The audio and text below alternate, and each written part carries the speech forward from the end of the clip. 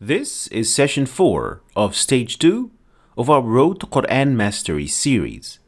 We're still discussing Nuun sakinah and its skills.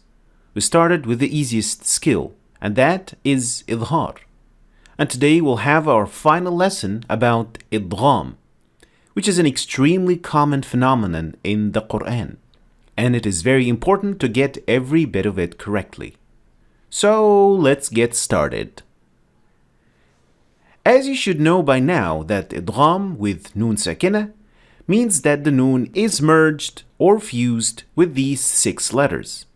With 2 of them, Ra and Lam, you do Idgham bila ghunna, or in other words, the Noon is completely merged and the only thing you will add is the Shaddah on the 2 letters. And because there is no ghunna involved, we call it Idgham bila ghunna. And with the other 4 letters, you do Idgham bi ghunna.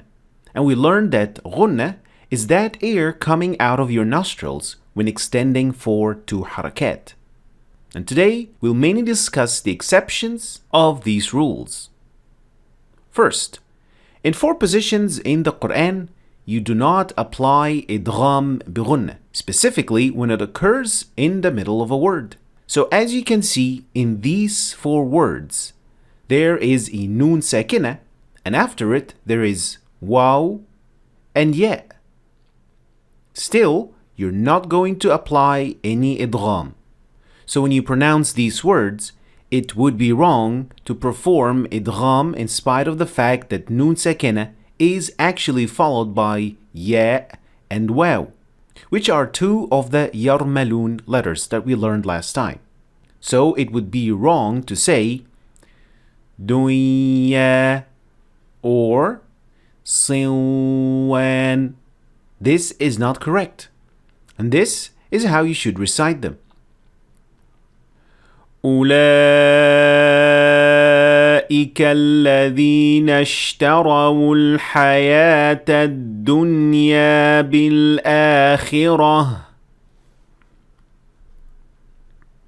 ومن النخل من طلعها قنوان دانية كأنهم بنيان مرصوص ونخيل صنوان وغير صنوان يسقى بماء واحد. So in these 4 words, you actually perform Idgham, and the Noon sakinah is pronounced normally.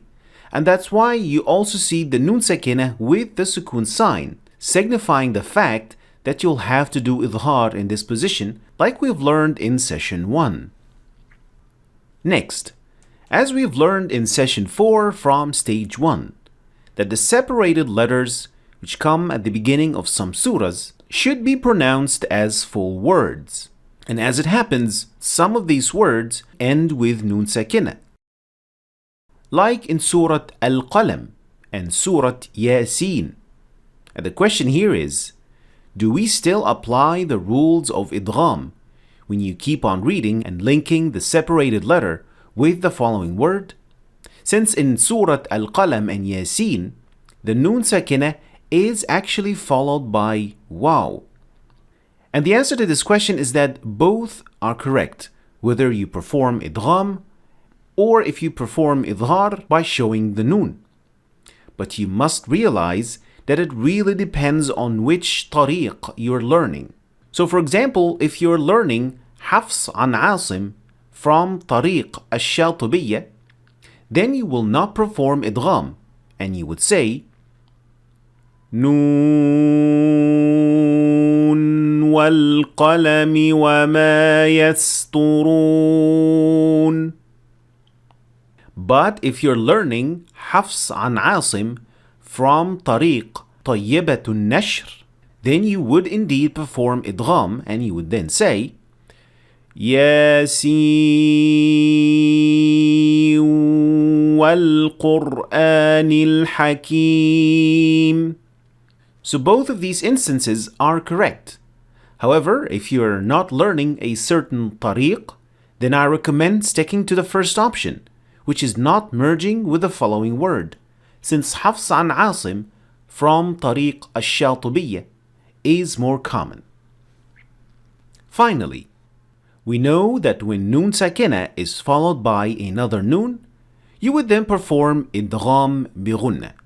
But sometimes this combination looks a bit different. In other words, the Noon sakinah appears as a single letter. So, a Noon with Shaddah like so. So the Noon with Shaddah is in fact a doubled Noon, and the first Noon of which is a Noon sakinah. So wherever you see Noon with Shaddah, you must perform Ghunna of 2 harakat, like in these examples. وَمِنَ النَّاسِ مَن يَقُولُ آمَنَّا بِاللَّهِ وَبِالْيَوْمِ الْآخِرِ وَمَا هُمْ بِمُؤْمِنِينَ. And don't forget, if you stop at a word that ends with Noon with Shaddah, you will still need to perform the Ghunna, like in this example. إن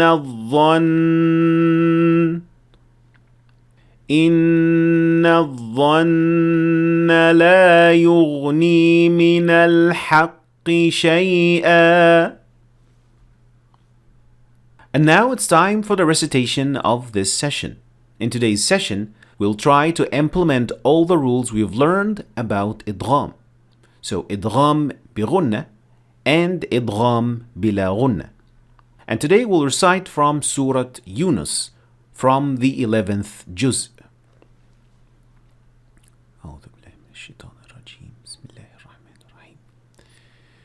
وَمِنْهُمْ مَنْ يَنْظُرُ إِلَيْكَ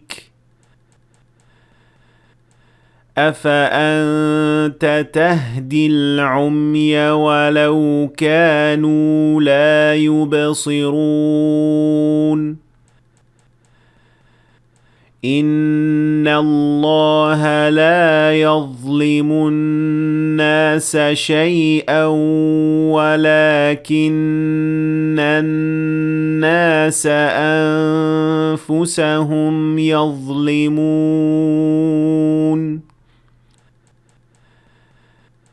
وَيَوْمَ يَحْشُرُهُمْ كَأَن لَّمْ يَلْبَثُوا إِلَّا سَاعَةً مِّنَ النَّهَارِ يَتَعَارَفُونَ بَيْنَهُمْ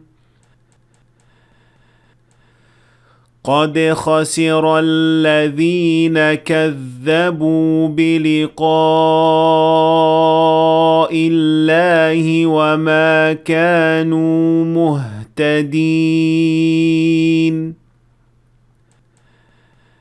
وَإِمَّا نُرِيَنَّكَ بَعْضَ الَّذِي نَعِدُهُمْ أَوْ نَتَوَفَّيَنَّكَ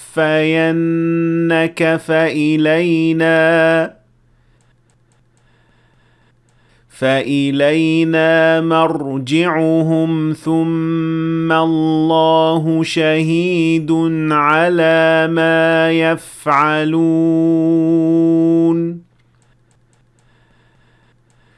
ولكل أمة رسول فإذا جاء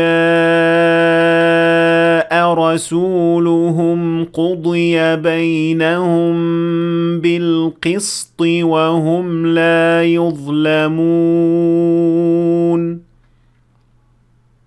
And now it's time for the challenge questions of this episode. Today's questions are from the 11th juz.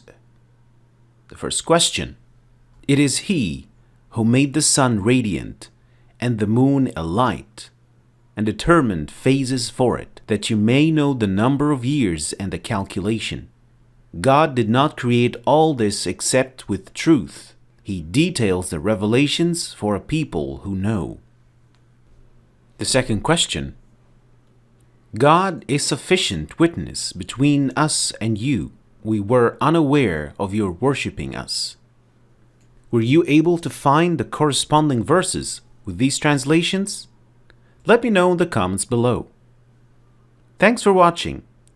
I hope you've learned something new today. If you did, please like and share the video for other people to learn from it. And don't forget to subscribe to our channel if you want to see more videos like this. Thanks for watching, and I'll see you in session 5.